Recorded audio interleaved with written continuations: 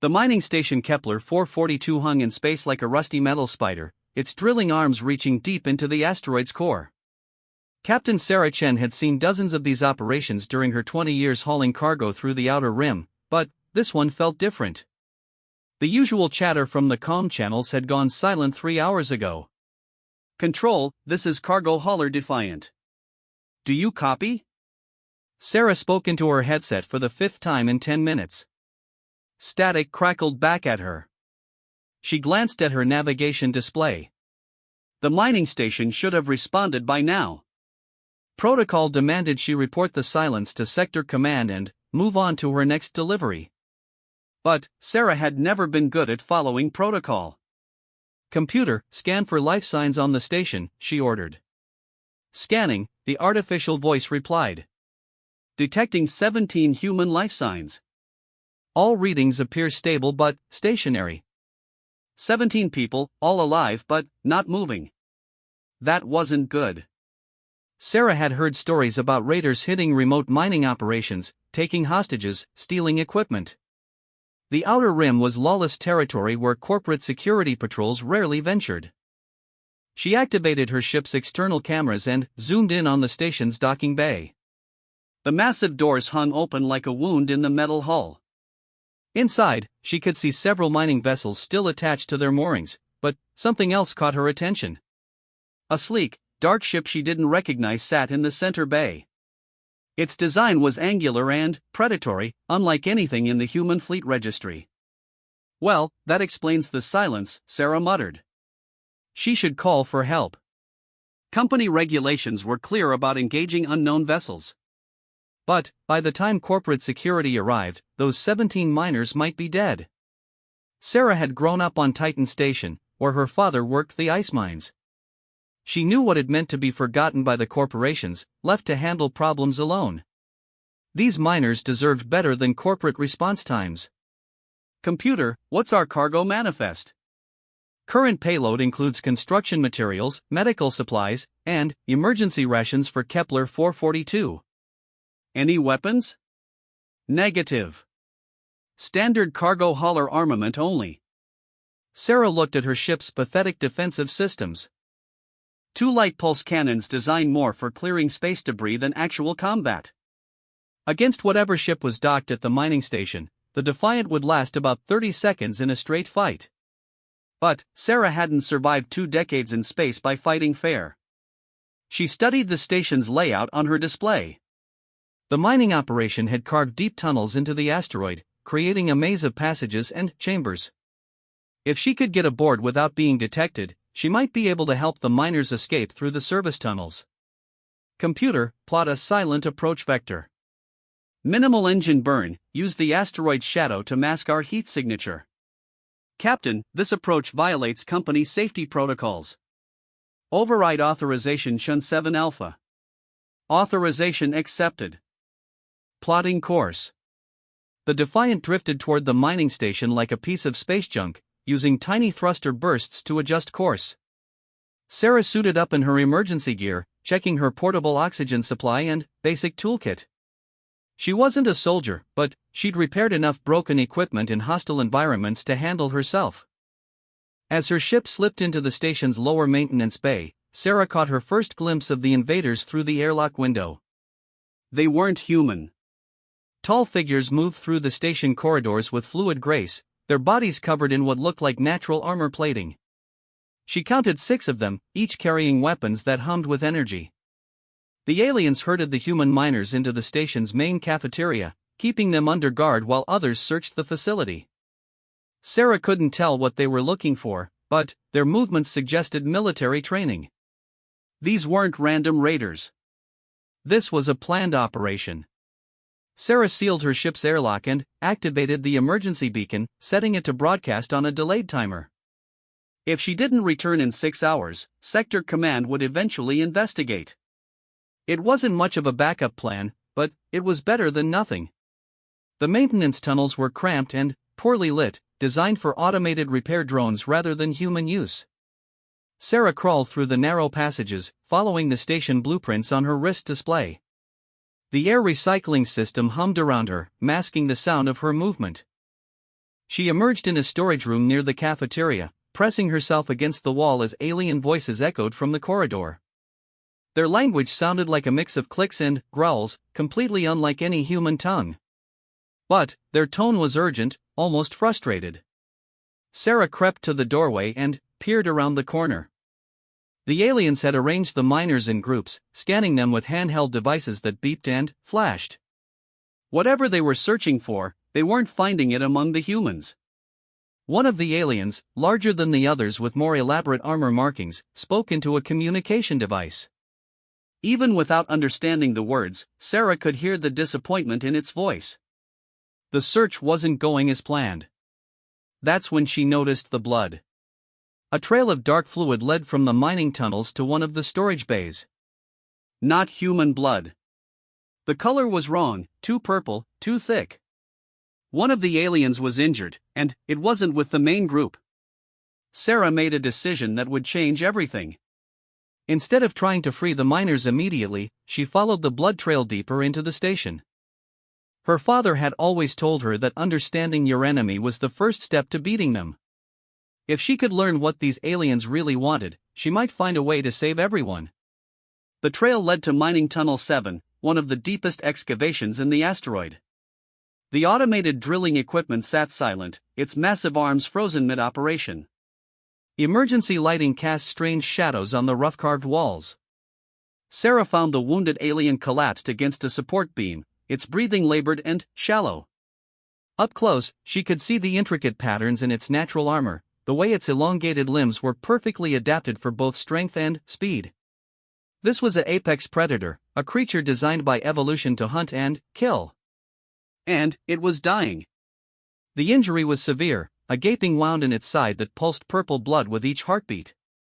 The alien's weapons lay scattered nearby, apparently dropped when it collapsed. Its eyes, large and silver, tracked Sarah's movement as she approached. Every instinct told her to run. This creature could probably kill her even in its weakened state. Its claws were longer than her fingers, its jaw lined with teeth designed for tearing flesh. But something in those silver eyes stopped her. She'd seen that look before, in the ice mines of Titan Station. The desperate exhaustion of someone who'd pushed themselves beyond their limits, who knew they were in trouble but refused to quit. The look of a professional who'd rather die than fail their mission. Sarah knelt beside the alien, keeping her movements slow and non-threatening. She pulled her emergency medical kit from her belt, the same basic supplies every cargo hauler carried. Nothing fancy, just trauma gel, synthetic bandages, and broad-spectrum antibiotics. The alien watched her with obvious confusion as she examined its wound. Its blood was indeed purple, with a consistency somewhere between human blood and motor oil. The injury looked like it had come from some kind of explosive device, probably a mining charge that had gone off during the alien's search. "This is going to hurt," Sarah said, knowing the creature couldn't understand her words but hoping her tone would convey her intent. She activated a packet of trauma gel, the military-grade stuff designed to seal punctures in spacesuits. The alien tensed as she applied the gel to its wound, but it didn't attack. If anything, it seemed surprised by her actions. Sarah worked quickly, using her limited supplies to clean and seal the injury. It wasn't perfect medical care, but it might keep the creature alive long enough to heal naturally. As she worked, Sarah studied the alien's equipment. The weapons were clearly advanced technology, but they weren't designed for massacre. They had non-lethal settings, stun modes, restraint functions. These weren't raiders or conquerors. They were professionals on a specific mission. "What are you looking for?" Sarah asked the injured alien, not expecting an answer but needing to voice the question. To her surprise, the creature reached into a pouch on its armor and pulled out a small device. It touched the screen several times, and suddenly, Sarah's helmet comm crackled to life. "Translation matrix activated," a synthetic voice announced. "Linguistic patterns analyzed. Communication possible." The alien spoke, its voice a deep rumble that the translator rendered into accented English. "Why do you help me, human? I am Kethvar, warrior of the Zaktar. We are enemies in this moment." Sarah finished bandaging the wound before answering. My name is Sarah Chen. And I help you because you're hurt. That's reason enough. Kethvar studied her with those silver eyes. Your species is strange. We came here to retrieve something that belongs to us. My packmates believe you humans have taken it. But you show mercy to a wounded enemy. What did we supposedly take? A sacred artifact. A fragment of our homeworld's moon, blessed by our ancestors. It was aboard a ship that crashed in this system 3 cycles ago. Our scouts traced the debris to this mining station. Sarah felt pieces clicking into place. The miners probably found it in the asteroid and thought it was just an unusual rock sample. They wouldn't have known it was important to your people. The artifact is more than important, Kethvar said. Without it, our breeding season will fail. Our species faces extinction if we cannot retrieve it before the next lunar alignment. The weight of the situation hit Sarah like a physical blow. This wasn't a raid or an invasion. It was a desperate rescue mission. The Zaktar were trying to save their entire species, and they thought humans had stolen their only hope. I can help you find it, Sarah said. But not like this. Your packmates are scaring the miners. Humans don't respond well to force. If you let me talk to them, explain what you need, they might cooperate. Kethvar struggled to sit up, wincing as the movement pulled at his bandaged wound. My pack leader will not trust human words. He has seen too many lies from other species who call themselves civilized. Then, we need to show him something better than words. Sarah helped the injured alien to his feet, supporting his weight as they made their way back through the mining tunnels. She had no idea if this would work, but she knew one thing for certain. The galaxy was watching this moment, whether they knew it or not. First contact between humans and the Zaktar was happening in the worst possible way, but maybe, just maybe, they could still get it right. As they reached the main station levels, Sarah could hear raised voices from the cafeteria. The situation was escalating, and she was running out of time to prevent a tragedy that could echo across the stars. The voices from the cafeteria grew louder as Sarah and Kethvar approached. She could hear Station Chief Morrison's gravelly voice rising above the others, the tone that meant he was getting ready to do something stupid. After 15 years running mining operations, Morrison had developed a healthy disrespect for authority, which usually served him well. Today it might get everyone killed. I don't care what you alien bastards want, Morrison was shouting. This is human territory, and you got no right to come here waving those weapons around. Sarah winced. Morrison's attitude toward corporate oversight had made him popular with his crew, but diplomacy had never been his strong suit. She quickened her pace, half carrying the wounded Kethvar through the corridor. My pack leader grows impatient, Kethvar warned, his breathing labored from the effort of moving. Sekatar has little tolerance for defiance. If your chief continues to provoke him, blood will be spilled. They reached the cafeteria entrance just as the situation inside reached a breaking point. Through the doorway, Sarah could see the miners huddled in one corner while 5 Zaktar warriors formed a semicircle around them. The aliens' weapons weren't pointed directly at the humans yet, but the threat was clear. The largest Zaktar, presumably a Sekatar, stood face to face with Chief Morrison. Even hunched forward in what Sarah assumed was a diplomatic posture, the alien warrior towered over the stocky miner. Its armor was more elaborate than Kethvar's, marked with symbols that probably indicated rank and battle honors. Your people will answer for the theft, a Sekatar was saying, the translator rendering his words in a voice like grinding stone. Return what was taken, or face the consequences of defying the Zaktar dominion. Morrison jabbed a finger at the alien's chest, apparently forgetting he was dealing with a creature that could snap him in half. Nobody stole nothing from you. We're just miners trying to make a living out here. You want to search the place, fine, but don't threaten my people. Sarah saw one of the younger Zaktar reach for its weapon and knew she was out of time for subtle approaches. She stepped into the cafeteria, supporting Kethvar's weight. Pack leader Sekatar, she called out, using the most respectful tone she could manage. I am Sarah Chen, captain of the cargo vessel Defiant. I have aided your wounded warrior and learned the truth of your mission. the entire room fell silent. Every eye, human and alien, focused on the impossible sight of a human woman helping an injured Zaktar warrior. Morrison's mouth fell open.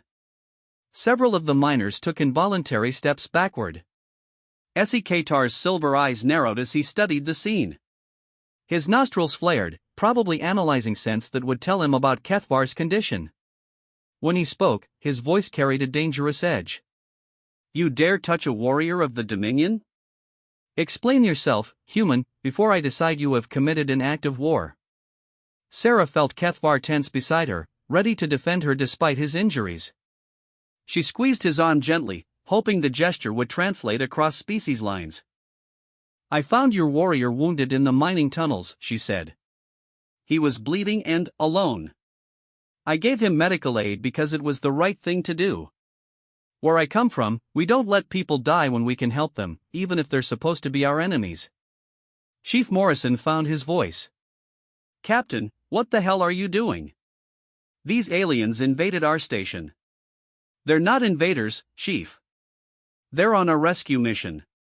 Sarah looked directly at Sekatar as she continued. "Your people are looking for a sacred artifact that's crucial to your species' survival. A fragment of your homeworld's moon that was lost in a ship crash. You tracked it here because you believe the miners found it while excavating the asteroid." Morrison's expression shifted from anger to confusion. "A moon fragment? We've pulled up tons of unusual rock samples. The lab boys catalog everything for the geology surveys." "This would be different," Kethvar spoke up, his voice weak but determined. "The artifact resonates with spiritual energy. Your instruments would detect unique crystalline properties, perhaps unusual electromagnetic signatures." One of the miners, a young woman named Elena Vasquez, stepped forward hesitantly. "Chief, remember that weird rock from Tunnel 7? The one that made all our equipment go haywire last week?" Morrison's eyes widened. "The one that Dr. Patel locked in the secure storage? Said it was emitting some kind of field he'd never seen before?" Sarah felt a surge of hope. That could be it. "Pack leader Sekatar, if we can retrieve this artifact and verify it's what your people are looking for, would you be willing to negotiate its return peacefully?" Sekatar's massive frame remained rigid, his clawed hands flexing as he considered her words. The other Zaktar warriors watched their leader carefully, waiting for orders that could mean war or peace. "You speak of trust, human Sarah Chen," Sekatar said finally. "But trust must be earned. How do I know this is not deception, an attempt to delay until your military forces arrive?" Sarah realized this was the crucial moment. Everything depended on her next words, and she had no manual for first contact diplomacy. She thought about her father's advice from the ice mines: when you're in a hole, stop digging and start climbing. "Because I'm going to do something that proves my good faith," she said. "I'm going to stay here as your hostage while Chief Morrison retrieves the artifact. If this is a trick, if there's no moon fragment in storage, then you can consider me responsible for wasting your time." The cafeteria erupted in protests from the miners, Morrison's voice loudest among them. "Captain, you can't be serious. We don't negotiate with terrorists." "They're not terrorists," Sarah snapped. "They're parents trying to save their children. Their entire species is facing extinction, and they believe that artifact is their only hope. If our situations were reversed, what would we do?" Kethvar pulled himself upright despite his obvious pain. "Pack leader, this human showed mercy when she could have left me to die." Her words carry the weight of honorable action. Sekatar studied Sarah with those penetrating silver eyes. She could almost see him calculating odds, weighing risks, trying to decide if humans could be trusted with the fate of his people. "Very well," he said at last. "But, understand, Sarah Chen, if deception is revealed, the consequences will extend far beyond this station. The Dominion will remember humanity as oathbreakers and respond accordingly." The implications hit Sarah like a cold wave. This wasn't just about one mining station anymore. She was potentially negotiating humanity's first treaty with an alien civilization. Every choice she made here could echo across history. Morrison was already moving toward the storage levels, accompanied by one of the Zaktar warriors. The remaining aliens took defensive positions around the cafeteria while maintaining their watch over the miners. The tension was still thick enough to cut with a knife, but it was no longer quite as likely to explode into violence. Sarah helped Kethvar to a chair, checking his bandages while they waited. "How long before this breeding season you mentioned?" 3 of your weeks, he replied. "The lunar alignment occurs only once every 7 years. If we miss this opportunity, our birth rate will remain at critically low levels." "What happened to your species? Why are your numbers so low?" Kethvar's expression grew distant. "A plague swept through our homeworld a generation ago. It affected our reproductive systems, making successful breeding extremely rare. Our scientists discovered that proximity to fragments of our sacred moon enhanced fertility, but, by then, most of the moon's surface had been stripped away by meteorite impacts." Sarah felt a chill as she understood the full scope of the crisis. The Zaktar weren't just facing a temporary setback. They were looking at potential extinction within a few generations unless they could solve their fertility crisis. "Your ship that crashed," she asked. "Was it carrying the last known fragment?" "One of the last. We have perhaps 3 others in existence, but this fragment was the largest." "Its loss." Kethvar's voice trailed off. "Has your species considered asking for help? Human medical science might be able to assist with reproductive issues." Several of the Zaktar warriors turned at this suggestion, their postures shifting to what Sarah hoped was interest rather than offense. "We are proud people," HFY said from across the room. "The Dominion has never asked for aid from other species." "Pride doesn't ensure survival," Sarah replied. "Sometimes the strongest choice is admitting you need help." Before HFY could respond, Morrison's voice crackled over the station intercom. "Captain Chen, you need to get down here. Storage Bay 7. And bring our alien friends with you." The urgency in Morrison's tone made Sarah's stomach clench. Something was wrong. As they made their way to the storage levels, accompanied by the full complement of Zaktar warriors, she couldn't shake the feeling that the situation was about to become much more complicated. Storage Bay 7 was in chaos when Sarah and the Zaktar warriors arrived. Chief Morrison stood beside an overturned containment unit, its contents scattered across the floor. Dr. Rajesh Patel, the station's chief geologist, knelt among the debris with a handheld scanner, his face pale with worry. The Zaktar warriors moved into the room with predatory grace, their weapons ready but not yet aimed. HFY's nostrils flared as he scanned the area, and Sarah saw his entire body go rigid with tension. "The scent is here," Kethvar whispered beside her. "The sacred fragment passed through this place recently." Morrison looked up as they entered, his expression grim. "We found the storage unit for that weird rock, but it's empty. According to the logs, Dr. Patel moved it to the research lab 3 days ago for detailed analysis." Dr. Patel stood slowly, his scanner still beeping erratically. "That's correct, but there's a problem. When I began the crystallographic analysis, the fragment started exhibiting unprecedented energy fluctuations. I had to move it to the containment facility in Section C for safety reasons." "Where is it now?" Sikatar demanded, his voice carrying a note that made Sarah's bones vibrate. "That's the problem," Patel said, sweat beading on his forehead. "There was an accident during transport. The containment field fluctuated, and the fragment fell into one of the processing chutes. It's somewhere in the asteroid's mining network now, mixed in with tons of excavated rock." The silence that followed was deafening. Sarah watched as understanding dawned on the Zaktar warriors' faces. Their sacred artifact, their species' only hope for survival, was lost in a maze of tunnels that stretched for kilometers through solid rock. One of the younger warriors made a sound that the translator couldn't process, but the emotion behind it was clear enough. Despair, rage, and crushing disappointment all rolled into a single agonized cry. Sikatar's claws extended fully, scoring deep gouges in the metal wall beside him. When he spoke, his voice was deadly quiet. "You have doomed my people." "Now wait just a minute," Morrison started, but Sarah cut him off with a sharp gesture. "How large was the fragment?" she asked Patel quickly. "About the size of a human fist." roughly spherical, with a crystalline internal structure that created unusual refractive properties. But, Captain, you have to understand, there are thousands of tons of processed rock down there. Finding one piece would be nearly impossible. Sarah's mind was already racing through possibilities. The processing system sorts material by density and composition, right? Something with unique crystalline properties would stand out.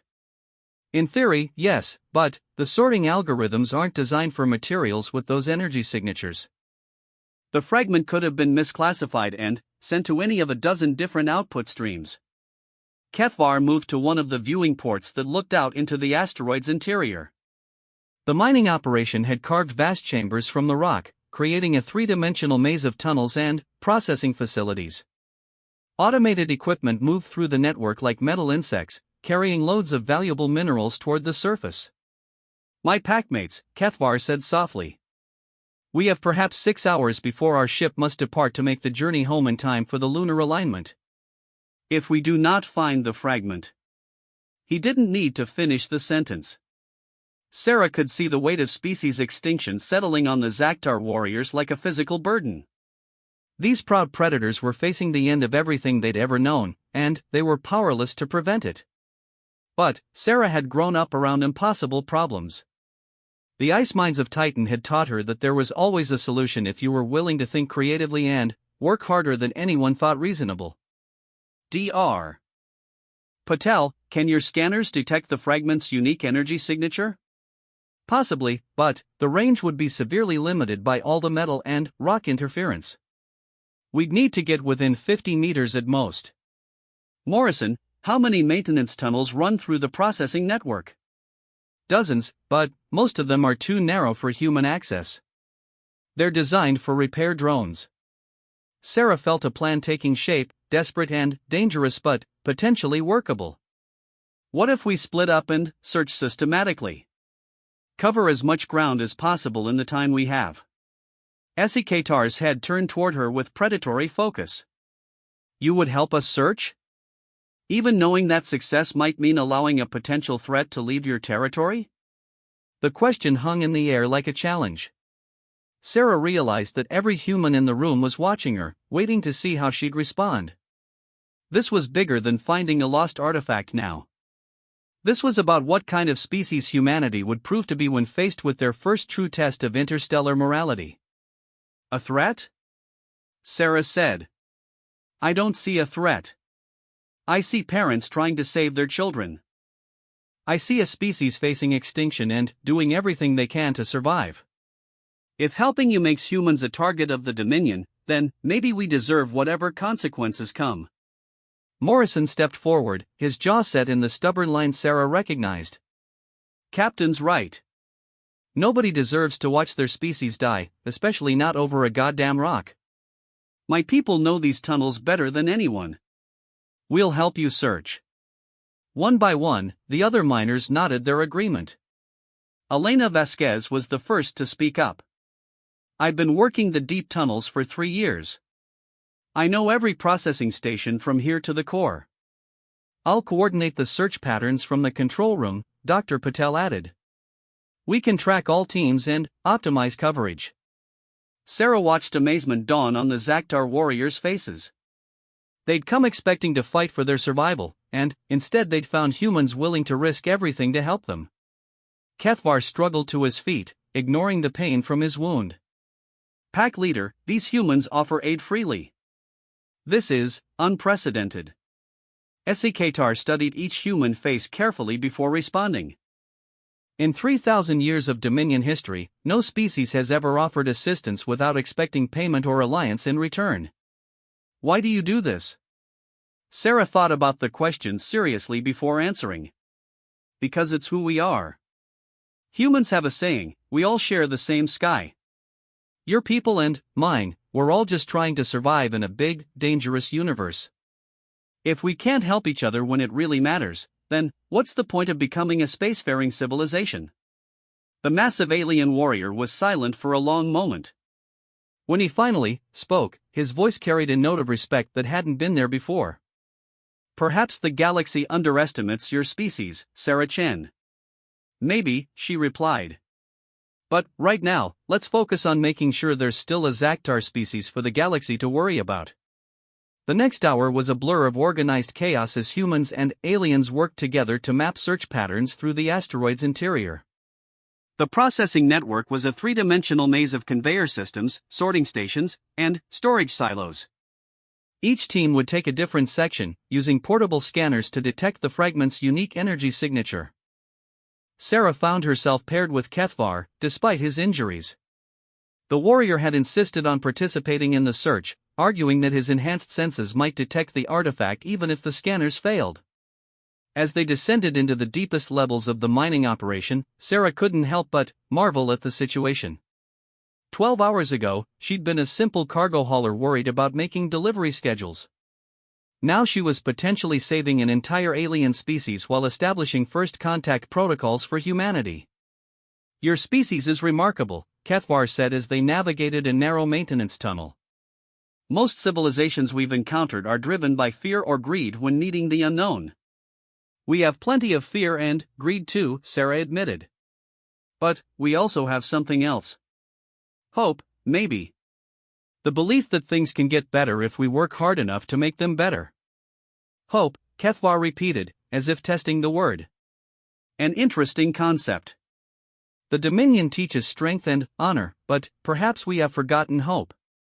Their scanners chirped simultaneously as they approached processing station Delta 7.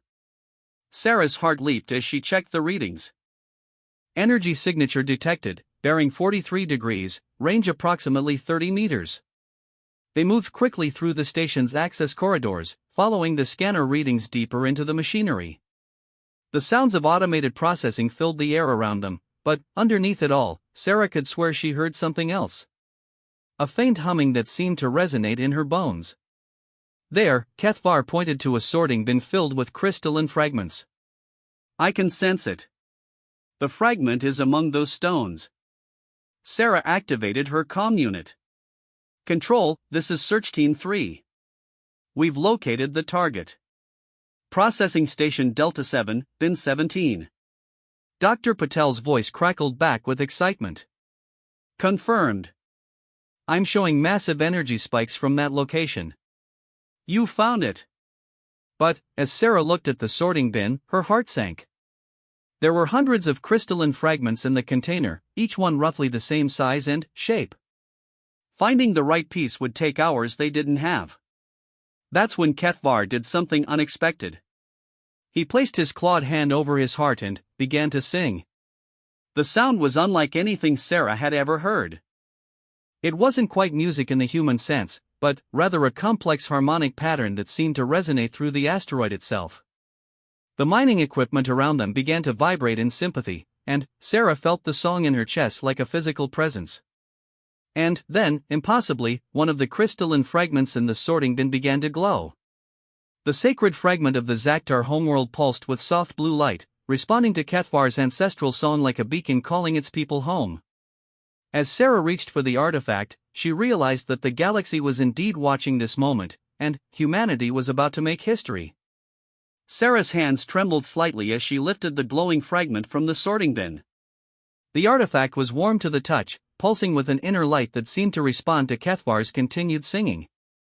Even through her gloves, she could feel energy radiating from the crystalline surface, a power that spoke of ancient worlds and sacred purposes. "Pack Leader Isikatar," she spoke into her comm unit. "We have the fragment. Returning to the main station now." The response came immediately. "Understood. All search teams return to the central hub.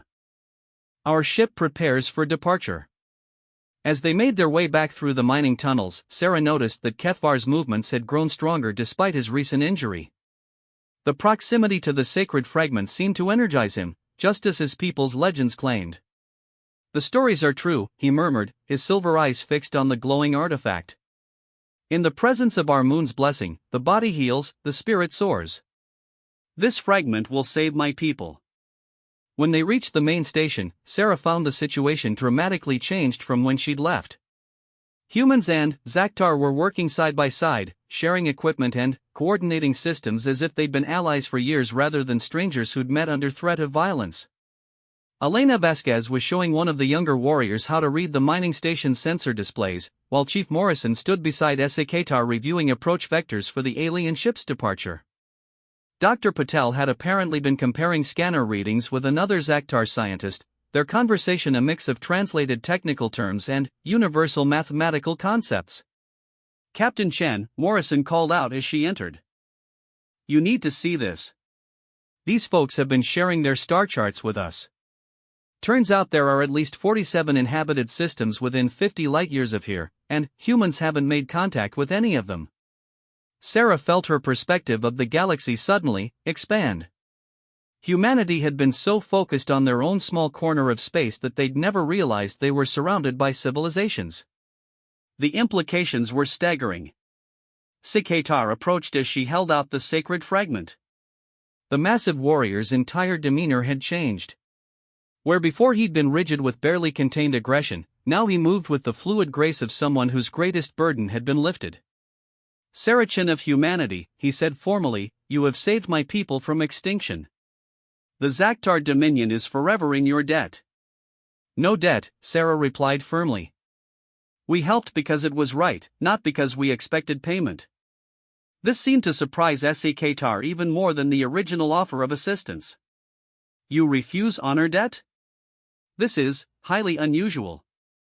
Kethvar stepped forward, still moving carefully but with renewed strength. "Pack leader, perhaps humanity operates under different concepts of honor. Their actions suggest they value life itself above personal gain." "We're not saints," Sarah said honestly. "Humans can be selfish and violent and stupid. But most of us believe that the universe is a better place when people help each other instead of fighting over resources." Dr. Patel approached the group, his expression excited. "Captain, I've been discussing reproductive biology with scientist Veltar here. The fertility crisis affecting the Zaktar has some similarities to problems we've solved in human populations. With their permission, I'd like to propose a joint research project." Sarah looked between the human scientist and the alien researcher, seeing the beginning of something that could transform both species' understanding of life itself. "Joint research would require ongoing contact between our peoples," she said carefully. "Are you prepared for that level of cooperation?" Esikatar exchanged glances with his warriors before responding. "The Dominion Council will need to approve any formal alliance.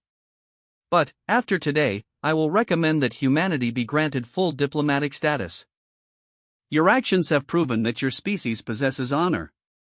"There's something else," Morrison added. "They've offered to share the locations of 3 mineral-rich systems that no one's claimed yet. Could be worth billions in mining rights." Sarah shook her head. "We didn't help them for mining rights, Chief." "I know that. But they want to give us something in return, and, frankly, these outer rim stations could use the economic boost. Besides, they say the systems are empty, just waiting for someone to develop them responsibly." The implications kept expanding. First contact that could lead to trade agreements, joint research, shared star charts, diplomatic relations with dozens of species. All because a cargo hauler had decided to help an injured enemy. "Pack leader," one of the younger Zaktar called out, "our ship signals readiness for departure. The homeward journey must begin now to reach the breeding grounds in time." Esikatar nodded and turned back to Sarah. "We must leave, but this will not be our last meeting. I will speak to the Dominion Council about establishing an embassy in human space." "An embassy would be welcome," Sarah replied. "But there's one thing you should know. Not all humans will be as accepting as the people on this station. Some will fear your strength, others will want to exploit your knowledge. First contact is just the beginning of a much longer process." "We understand," Kethvar said. "The path to trust between species is never simple. But you have shown us that it is possible." As the Zaktar prepared to leave, Elena Vasquez approached Sarah with a thoughtful expression. "Captain, what happens now?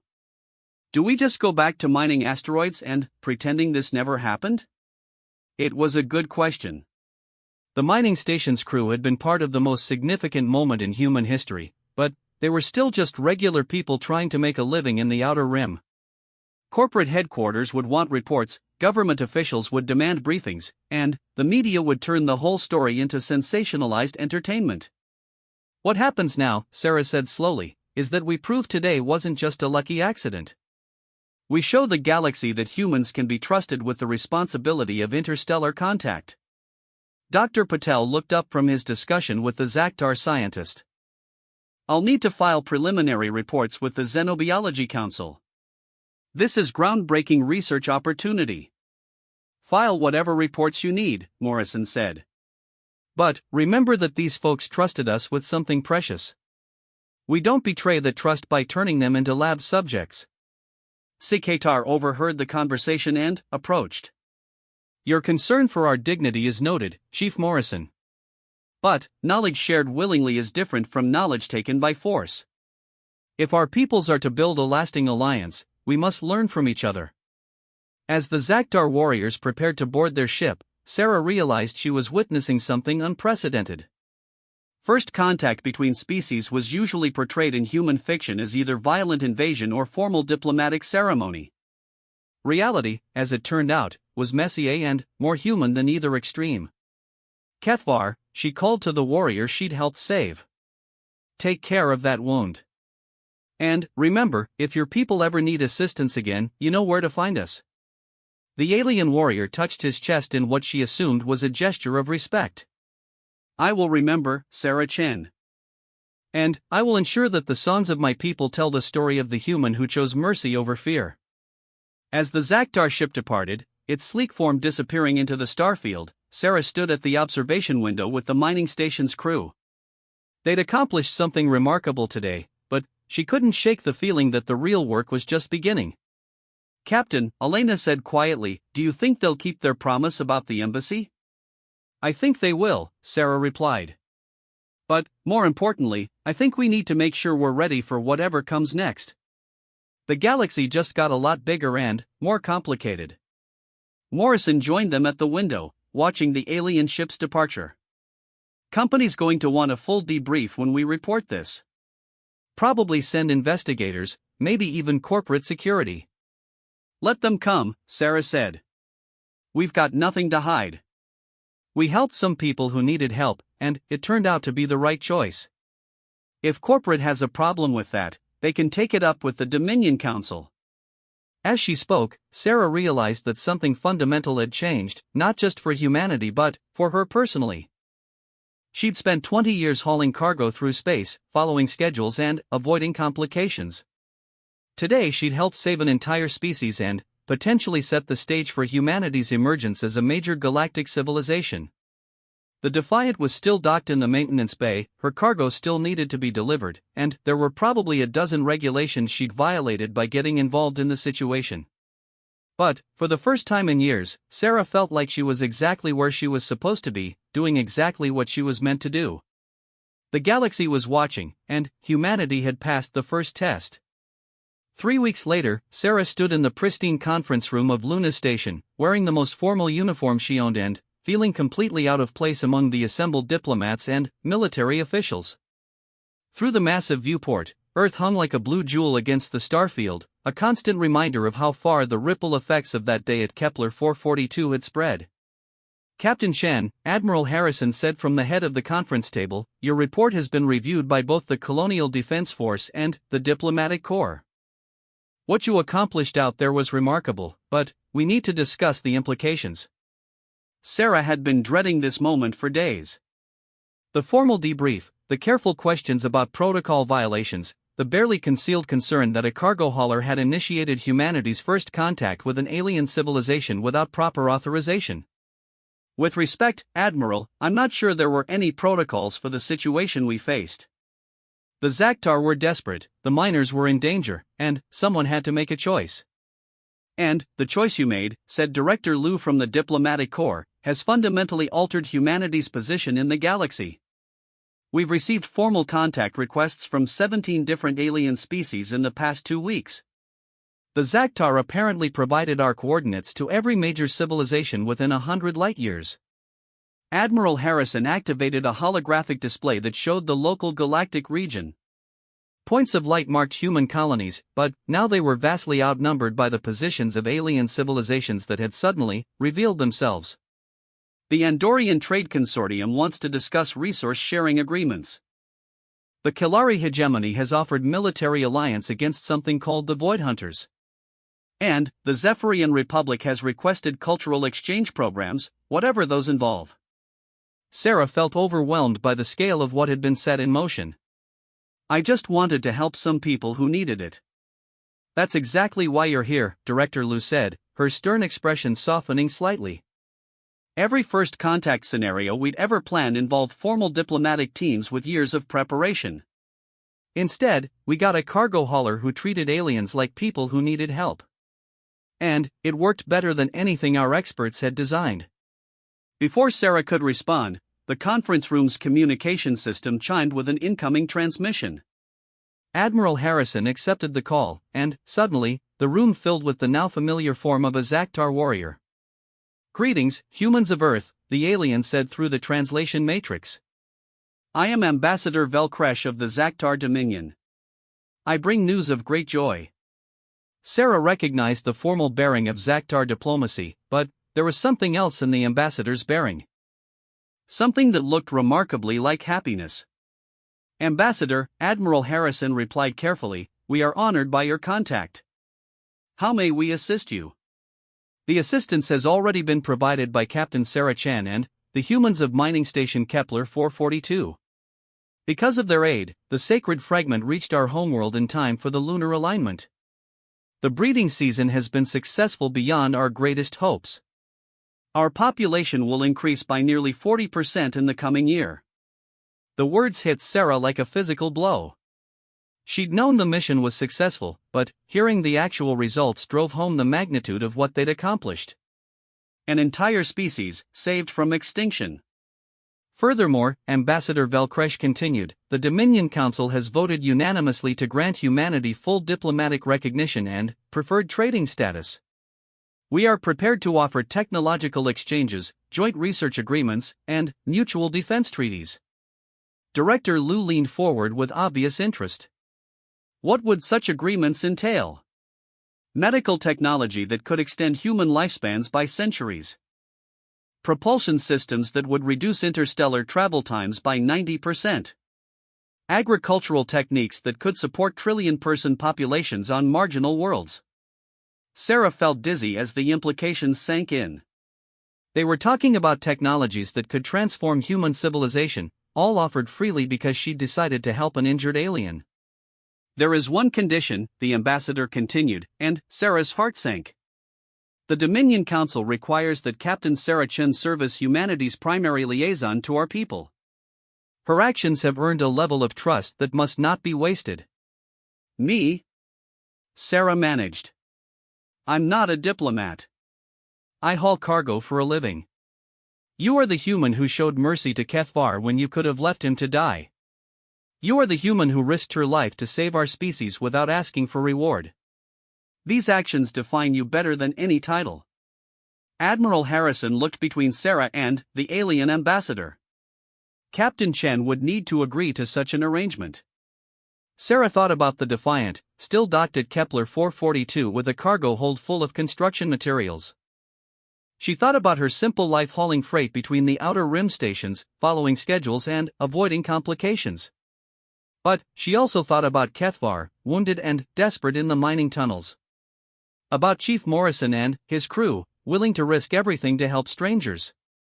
About the moment when an entire species had been saved from extinction because people chose to do what was right instead of what was easy. I'll do it, she said. But I have conditions too. Ambassador Velkresh tilted his head in what Sarah had learned was a gesture of interest. Speak your terms. First, any technology exchanges must be shared equally among human colonies, not just Earth or the major corporate powers.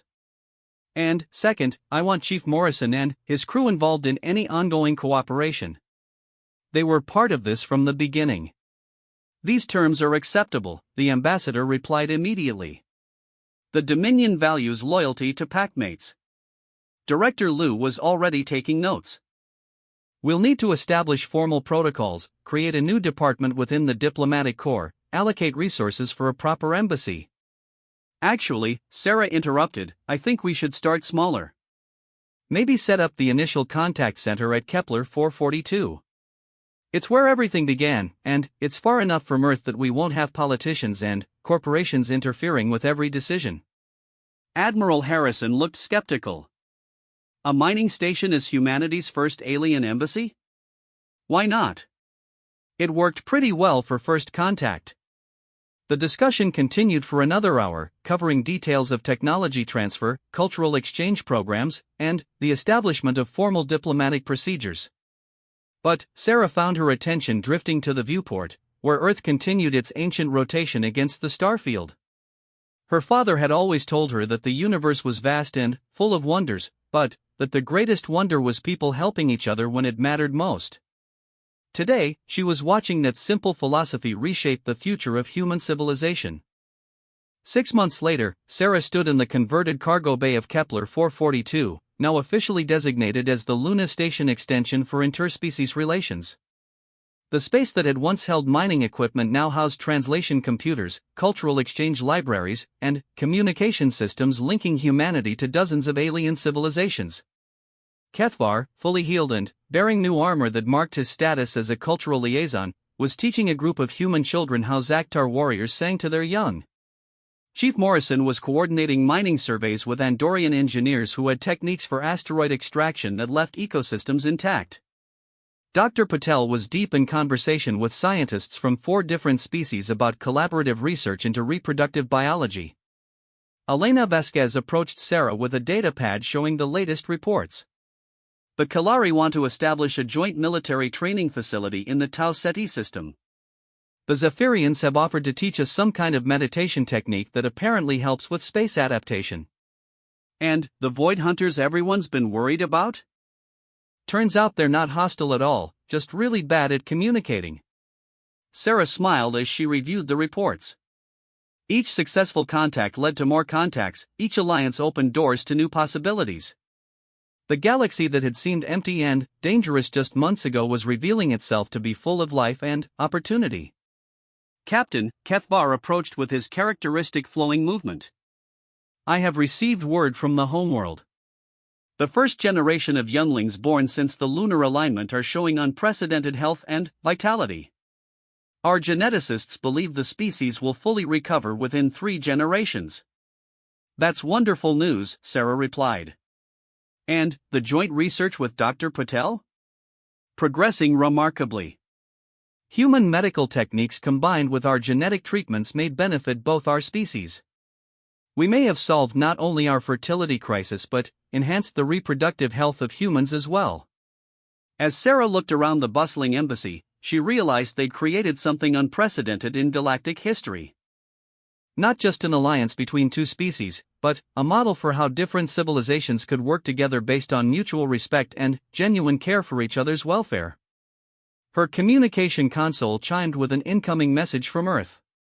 Admiral Harrison's face appeared on the screen, wearing an expression of barely contained excitement. Captain Chen, we've just received contact from the Galactic Coordination Council. They want to invite humanity to join as a full member species. Apparently, word of what you accomplished has spread throughout the galaxy, and they're impressed by our approach to interspecies relations. Sarah felt the weight of history settling on her shoulders once again. Membership in the Galactic Council would mean access to thousands of civilizations, technologies beyond imagination, and responsibilities that would shape humanity's future for generations. What's the timeline for a decision? She asked. They want an answer within 30 days. The formal invitation ceremony would take place on the Council homeworld. They've specifically requested that you attend as humanity's representative.